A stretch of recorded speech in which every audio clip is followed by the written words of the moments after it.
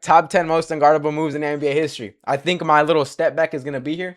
I do like the Shea step back, or I do the little. That shit might be number 1 for me. All right, top 10. What are we thinking? I'm thinking Curry slide has to be there somewhere. Curry off the screen, I think, has to be there. You think my 9 points against Pierce gonna be there? Yeah, fuck no. Giannis driving dunk? I don't fucking know. What moves? AI crossover, that was a thumbnail. Yeah, probably my step back. Kobe fadeaway, probably. Dirk fadeaway. There's an old saying that defense wins championships. Loud as shit. Gosh. But great offensive players will always... Refs versus Lakers, you're a fucking idiot. Way. I hate when people say that. Like, actually, like, you think the fucking refs in the league are gonna favor Oklahoma City over LA? You're like, bro, fuck no. Find ways to score. The best scorers in NBA history. Nah, I'm not a corner type of guy. I'm more of like a wing. Is that what it is? I'm more of a wing type guy. You know, like, I like to shoot from there. Usually mastered a move that defenders couldn't stop, resulting in broken records, scoring titles, and MVPs. Oh, James Harden step back. I forgot about signature that. Moves won championships. Kareem skyhook. I forgot about that. Gosh, forgot about everything. And created dynasties. These are the 10 most unguardable moves Dream in shake. NBA Fuck. history. The first great scorer in NBA history was George Mikan. But Mikan was soon overshadowed by Wilt Chamberlain, the most mythical scorer in NBA history. Most of Wilt's scoring records never... Yo, the finger roll? Are we dead ass, bro? The finger roll is an unguardable move. Never gonna be... Maybe back then, but that shit, I'm slapping that shit into the stands today. Broken. Like the 50 points he averaged across an entire season, the number of 30 and 40-point games, or the time he scored 100 against the Knicks. And even though he could overpower opponents with his sheer size and strength, that was boring for Wilt. And he wanted to be remembered as a finesse player, rather than just a brute who dominated because he was stronger than everybody. So Wilt developed a finger roll, which he used to great effect, often leaning into defenders and getting close to the hoop, while they couldn't do much to stop him. And even though the finger roll later became synonymous with George Gervin, who used it from longer distances and also while driving to the basket, Wilt was the original. That was low-key tough. Like, he's kind of just like threw that shit. That's kind of tough. Synonymous with George Gervin, who used it from longer distances. He just threw and that also shit while driving to the basket, Wilt was the originator, and due to his Shaquille O'Neal, there were other 7-footers who weighed north of 300 pounds. But what set Shaq apart was his agility and quickness, and in his prime, O'Neal's combination of size and speed made him unguardable. Shaq's favorite move was to post. Why is your chat delay so bad? It's not, bro. I think your phone's just bugging, because every time I hop on it, like it's like maybe like 3 seconds behind, I think. Post up and lean on a defender with all his mass. And because the defender used all his strength and focus just to stay in place, Shaq would spin off him and dunk the ball. He named this move the Black Tornado because he would spin so fast and with such power that it became unstoppable. However, while Shaq was still in Orlando, one legendary center proved not only that he wasn't afraid of the Big Diesel, but that he was better than him. Due to his soccer background, Hakeem Olajuwon was extremely nimble and graceful with his movement, with crossovers and pull-up jumpers regular. Is there gonna be any modern like moves in here? I feel like everything's gonna be like back then when like there were only so many like giants and shit. Like we're really putting the finger roll up, bro. Wemby swatting that shit the fuck out of here. Rudy Gobert swatting that shit the fuck out of here. Like, I feel like the only close to modern move is going to be like Dirk's fadeaway or some shit like that. Early on the menu in Olajuwon's basketball kitchen. But there was one move that he perfected and made famous that was the deadliest of all, the Dream Shake. The Dream Shake consists of pivoting to one side, then quickly counter-pivoting to the other to shake off your opponent and get a free look at the basket. But that's easier said than done, and nobody did it or can do it like Hakeem. Despite Olajuwon teaching the move to numerous NBA superstars, the Dream Shake remains unique to Hakeem. It was as elegant as it was effective and remains one of the most unguardable moves in NBA history. We should also mention arguably the second best post scorer of the 80s and early. Bro, this shit is not super delayed. It's just y'all. I'm gonna hop on my stream right now. Y'all saying it's gonna like, my fucking goodness. Look, y'all saying it's delayed. Look, y'all saying it's delayed. Look where I'm at right now. Look, y'all saying it's delayed. Look where I'm at right now. Look at that shit. Y'all saying it's delayed. Look where I'm at right now. Look at that shit. Bro, that shit is not delayed. What do you mean? How the chat's delayed? No, your stream is look when you see this shit in like a minute from now, dog, it's not that bad. That on my phone, that shit pops up like that. On my phone, it's a 2-second delay. I think it's your guys' shit's that's bugging.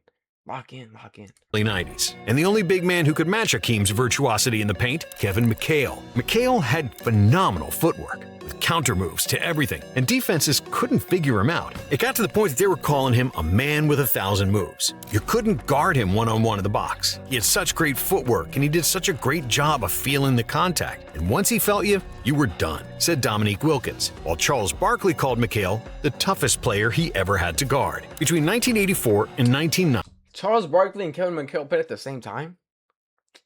I thought this was like some old ass head. I'm tripping. McHale averaged 22 points per game on an incredible 57% shooting from the field, leading the league in shooting efficiency twice. 57% shooting, that's it. Shea shooting 55% as a guard. That's not impressive to me. The main reason for his effective scoring was his trademark move, the up and under, which was dubbed the slippery E. We're really calling that a the up and under. Might as well put Johnny's fucking post fadeaway. Your message took 2 minutes to send. Yo, it's your stream. Gang, it's your stream. I promise you. I promise you. McHale would fake a shot, then lean under the defender for a scoop shot off the backboard. And because he had a plethora of other moves, nobody could predict when it was coming. And even though many other players used the up and under, Kevin McHale did it best. And his slippery eel was unguardable. Now, when McHale became a coach for the Rockets, he worked with the most genius foul drawing artist in NBA history. James Harden took foul baiting to a whole different level with his patented hooking of opponents' arms before taking. He was way worse than Shea. I don't know if people are going with this shit, but Shea looks like a fucking ethical hooper compared to Prime Harden. Taking a shot. And even though his foul baiting was effective and made him a league leader in free throw attempts in 7 seasons, Harden also did other things that bent the rules of basketball as we know it. The Beard became known for the step-back three-pointer, a move so unguardable that teams actually had to start guarding him from the back, with the sole purpose of denying James his signature move. And due to the infamous step-gather rule, Harden realized that he could take multiple steps before actually picking up the ball, which made it appear that he traveled. But Harden was just a I remember when James Harden's step back first dropped, bro, the world was in a fucking frenzy, I swear. Like, oh my gosh. People thought he was like a fucking nah, I don't want to say the word. But they were making it seem like he was a devil. Exploiting a loophole, after which he created several feet of separation and the defenders couldn't come near him. On average, the Harden step back Damn, I miss Kendrick Nunn. Bro, why are you lying? You closed your app and you're still on Hakeem. Stop lying. Stop lying. It's about 6 feet of space, according to Second Spectrum. By the time Harden brings the ball through his shot pocket, the defender attempting to close the gap is always too late. And even though the step back isn't anything new, and it's routinely done by players like Larry Bird and Paul Pierce, Harden perfected it, moved it behind the three-point arc, and it became his signature move, one of the most unstoppable offensive actions of all time. And just like Harden, one of his main rivals for MVP awards in the past decade also took an ordinary offensive I did predict this one, the run and dunk move, and added a twist to it to make it deadly. The Euro step was first introduced to the NBA by Sarunas Marciulionis in the early 90s, but it was popularized by Manu Ginobili, who made it a frequent part of his offensive diet. Sup, R2?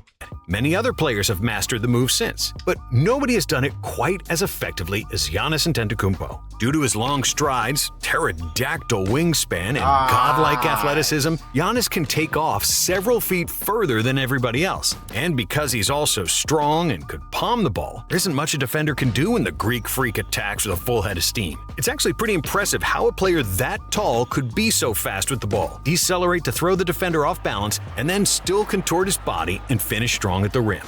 I was playing basketball the other day with with some dude and he was like big, right? Like we're all like kind of like smallish. He was like 6'5", and we were all like 6 foot or under.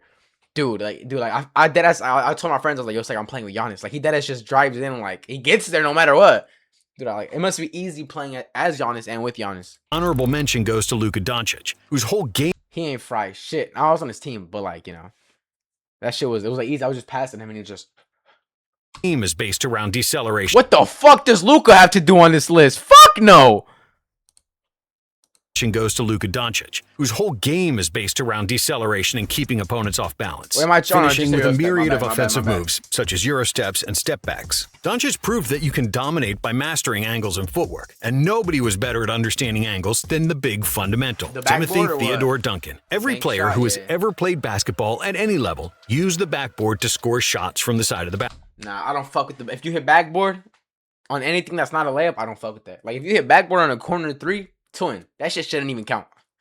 Especially when attempting a layup. However, Timmy was the first and only player to use the backboard on his jumpers consistently and at a greater distance than anyone before him. Just when a defender figured he'd cut off Duncan's driving lanes and was in a perfect position to block or alter Timmy's shot, standing right in front of Duncan, the greatest power forward in NBA history then simply shot beside the defender, using the glass to bounce the ball to the hoop. That bank shot provided an extra angle Duncan could use when the defender had a hand in his face, and it was basically unguardable due to Timmy's size and length and the unique angles the bank shot offered. The shot itself isn't sexy, it's not cool, and it often looks kinda awkward, which was the essence of Tim Duncan himself, and that's what made it up and win 4 more championships. But Duncan wasn't the only player who became synonymous with his patented shot. 1 year after Timmy got drafted, a blonde 7-footer joined the NBA from Germany, and by the time he retired, he was the 5th best scorer in NBA history. Dirk Nowitzki is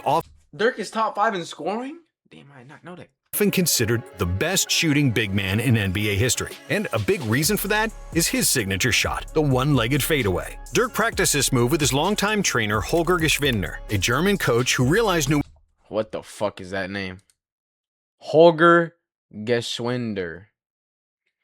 Nowitzki wouldn't be able to jump high enough to create separation with a traditional fadeaway. Instead, Dirk simply leaned back and used his height to shoot over the defender, with his pivot leg providing the balance and the separation he needed to take the shot off. Nowitzki didn't need any space to shoot, as he used his leg to create the space for the shot, while the high release point made it impossible to block. That signature move single-handedly, or single-leggedly if you will, helped Dirk score over 30,000 points. Unlike some other players on this list who just made standard moves famous, the single-legged fadeaway was never seen before Dirk, which makes it even more unique. But as we know, this game is always evolving, and another European MVP made his hometown famous. What the fuck does Jokic have? No, tell me. What the fuck is his signature move? Not playing defense?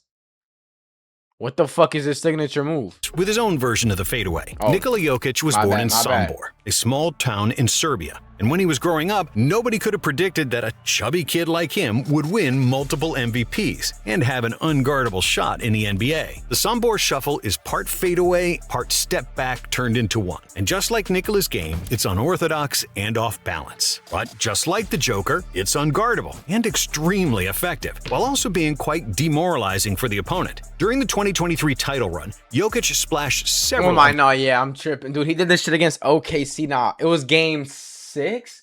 I think so. OKC versus Denver.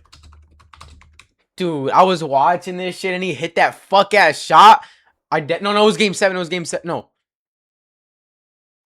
Because it was a close game. Oh, yeah, right here. Shea made this fucking 3. I was going crazy. I was like, oh, yeah, we got the game. We play amazing defense. The shot. No. Oh, no, it's more over here then. Hey, right here, yeah. Playing amazing defense, 5 seconds left. Jokic gets this shit. Bro.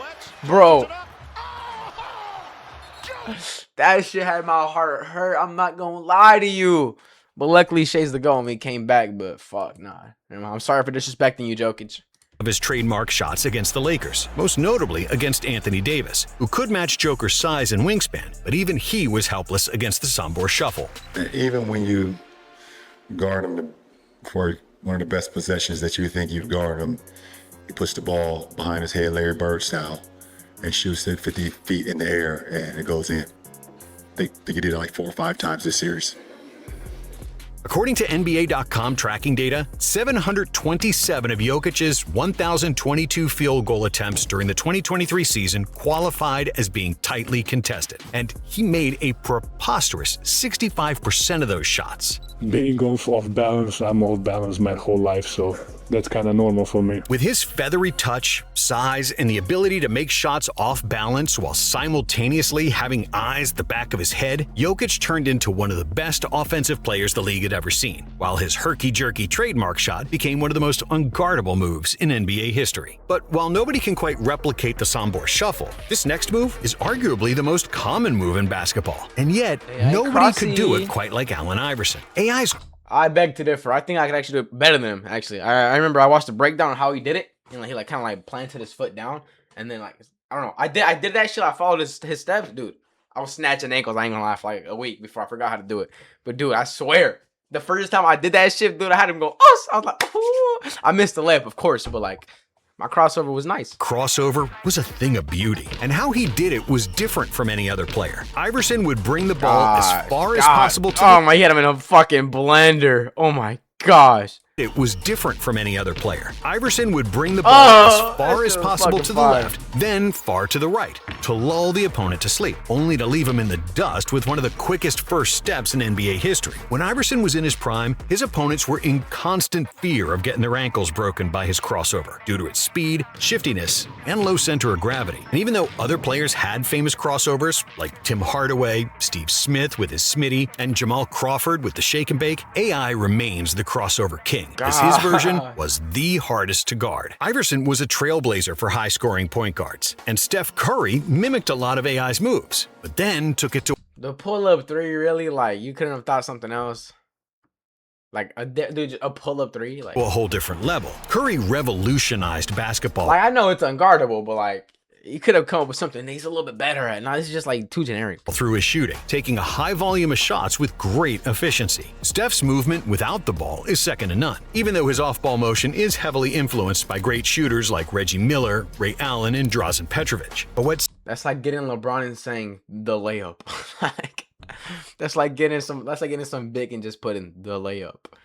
No, bro, give him a better fucking shot. Sets Curry apart is the ability to make threes off the dribble better than anyone. Steph's quick release became an extension of his dribble, and due to his range, he can pull up from anywhere, which forces defenses to guard him as soon as he crosses half court. With great handles and constant movement and that quick release, Steph Curry's pull-up three became arguably the deadliest weapon in modern basketball. However, there's one player whose pull-up game might be even better, even though he usually operates inside the three-point line. Kevin Durant is a shooting guard with the height of a center, and at 7 foot with a 7'5" wingspan and impeccable handles, there's nothing opponents can do when he races up. Durant hesitation dribble. That split second of hesitation when the defender doesn't know if Durant will continue his dribble and drive the ball is all that KD needs to simply pull up and sink a jumper in their face. Durant became so proficient in this shot that it doesn't matter if opponents. I remember I tried like picking this up, putting this move in my bag like my sophomore year. I fucking couldn't. Like, my reaction time wasn't fast enough to see if they were gonna sit or, you know, like attack. Like, was too much for me. Have a hand in his face, because KD doesn't even see him. However you try to guard him, it doesn't matter, as the ball will usually go in, either from mid-range or even way behind the three-point arc. But when the defenders stand too close for KD to use the pull-up, Durant has also popularized the rip-through, an offensive move designed to draw a foul. If he feels the defender's body on him, KD will quickly go to his shooting motion through the defender's extended arms, which is usually a death sentence and a guaranteed trip to the free throw line. Now, before KD became one of the best scorers in NBA history, there were two other guys whose patented shot was like poetry in motion: Michael Jordan and Kobe Bryant, who perfected the fadeaway. It was hard to guard Michael anyway, but just when a defender thought he had done a great job and cut all his lanes, Jordan would simply... Okay, so number one is probably gonna be like a Shea step back, right? Shea pull up mid. Yeah, I'm feeling it. Jump backward to create space and shoot after the defender fell down. Perfectly in balance, with his feet high off the ground and body perfectly tilted toward the basket, the fadeaway was the big reason why Michael was named Air Jordan. Due to MJ's insane hang time and body control, the fadeaway allowed him to simply out-jump his defender and get an open look every time, which made it one of the most unguardable moves in NBA history. And Kobe Bryant was often called the second coming of Michael Jordan because of the obvious similarities between them. They played the same position, had similar size and killer mentality, and their moves, including the fadeaway, were almost identical. But neither Michael nor Kobe had the most unguardable shot ever. There's only one signature move that can be put in that category. That's not Shea. What the fuck? That's not Shea. What? What the fuck? Category, and it was perfected by one of the greatest players of all time, who used this deadly move to become Now on some real shit though, that shit was dude. Must have been a nightmare trying to guard that shit. Bro, the all-time is that as leading scorer, unguardable? a title he held until 2023, when he was surpassed by LeBron James. The GOAT. Kareem Abdul-Jabbar is 7'2" with a 7'5" wingspan, and his signature skyhook was released at the highest Oh my gosh, Chet sending that into the stands for being for real. point of his arm, which made it almost impossible to block. In fact, Wilt Chamberlain was the only person ever to record a block on Kareem's patented shot. Kareem said he developed the shot because he often played with older competition as a Shit is not flop, gang. kid, and that it was the only shot he could shoot that didn't get smashed back in his face. And once he grew the way he did, there was nothing opponents could do to stop him. For the majority of his career, all Kareem needed to do to score was to establish a post position, usually on the right block, put his hand in the air, and wait for the ball to Dream Shake was like number what? 8, I think. I think he's like playing a prank on us, and number 1 is gonna be Shake. You know? arrive. Once it was in his hands, he simply turned over his shoulder and skyhooked the hell out of everybody, en route to over 38,000 points. It was simple but effective. And because Kareem scored most of his 38,387 points with his signature move, that's why the skyhook is often considered the most unguardable shot in NBA history. Is that all his shot diet was? Like just fucking skyhooks every game? That must have been trash. All right, dub vid.